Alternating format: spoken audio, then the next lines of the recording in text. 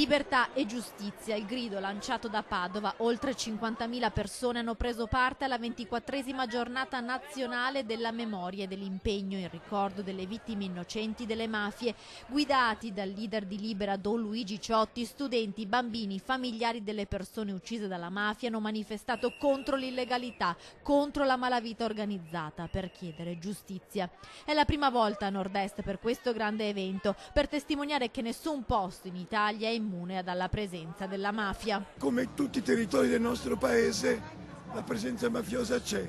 Non dobbiamo vergognarci di questi, ma dobbiamo lottare perché la presenza mafiosa che si sta radicando deve essere cacciata via. Tra le migliaia e migliaia di persone anche una delegazione di Eraclea, il comune veneziano, al centro di una delle ultime operazioni in Veneto contro le infiltrazioni mafiose, che ha portato all'arresto del suo sindaco. Uno striscione enorme rappresentante la bandiera della pace ha aperto il lunghissimo corteo partito da Piazzale Boschetti e è arrivato in Prato della Valle.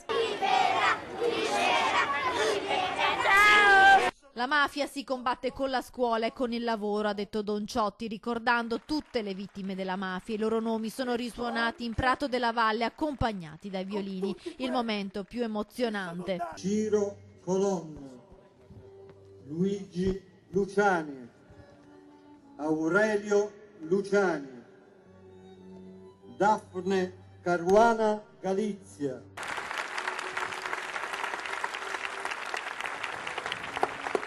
Il nemico non sono i migranti, sono le mafie, la corruzione, l'usura, la mancanza del lavoro, le povertà, l'insufficienza delle politiche sociali.